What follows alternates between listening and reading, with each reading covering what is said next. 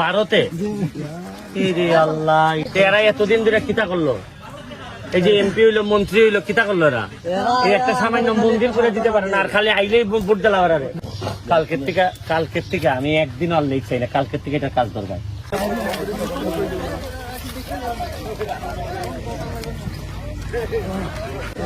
এটা এখানে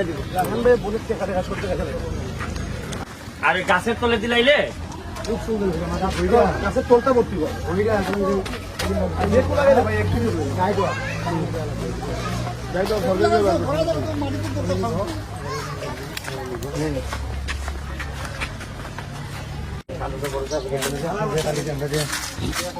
তৃণমূল না আইলে নেতা হলে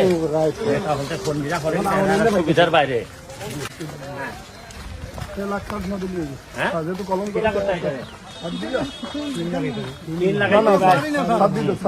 সাত দিয়ে দিবাই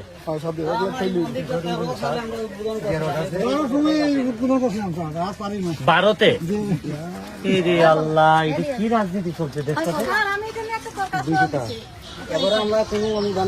পাইছো না? এরা এতদিন ধরে কিতা করলো? এই যে এমপি হইলো, মন্ত্রী হইলো, কিতা করলো এরা? এই একটা সামান্য মন্দির করে দিতে পারে না, আর খালি আইলেই ভোট দিলাম।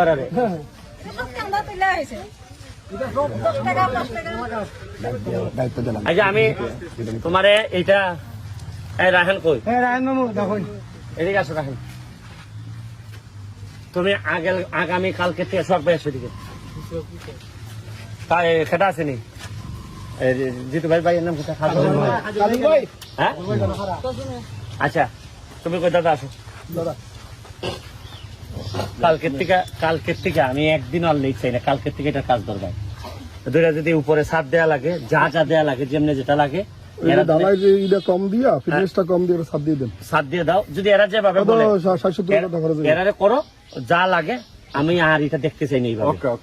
আমি চাই আগামী সপ্তাহে আইলে পরে মোটামুটি উদ্বোধনের মতো অবস্থা। কথাটা বুঝছো? কারণ আমি কইয়া দিছিলাম এরারে যে একবারই ভোট দিবাই, পরের বার আমি আর ভোট চাইতাম না, তোমরা আমার ঘরে নিয়ে দিয়ে। হ্যাঁ বুঝলাম নি? আর এইভাবে আর চলতে পারে না। একটা মানুষ যদি পূজাই করতে না পারে, কিসের এমপি? আমি কিসের নেতা? আমি এখানে মাল বানাইতে পাইছি। হ্যাঁ তুমি কালকের থেকে এখানে খাম ধরাইয়া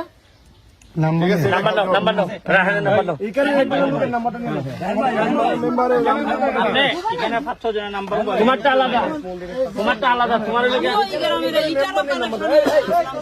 আপনি রাখেন ভাই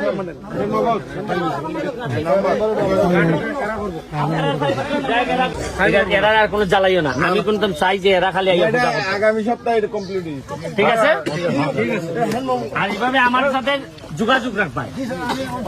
তোমরা আমারে এত ঋণে ফেলাইছো যে আমারে চা বাগানের মানুষ আমারে এত সম্মান দিছে যে আমি সারা জীবনে এই ঋণ পরিশোধ করার মতো, যে আশীর্বাদ আমারে করছো তোমরা, এটা আমি সারা জীবনে আমি এই ঋণ পরিশোধ করার মতো না। কথা বুঝছো দাদা? থ্যাংক ইউ দাদা। এই তোমরা কি বলতো চাওনি রে? জায়গা রে বলছ চায় না রে, বল চায় না রে, চাও নি বল দিব তো। রাহান দুইটা বলের টাকা দিয়ে দুইটা বল, আর খেলবাই নি ভালো করে, করবাই নি ভালো করে। আর রাহান মার লেগে দোয়া করবাই, যাও দোয়া করে যাও। আপনারা কিনা দিয়ে এইভাবে এমপিগিরি করে অনেক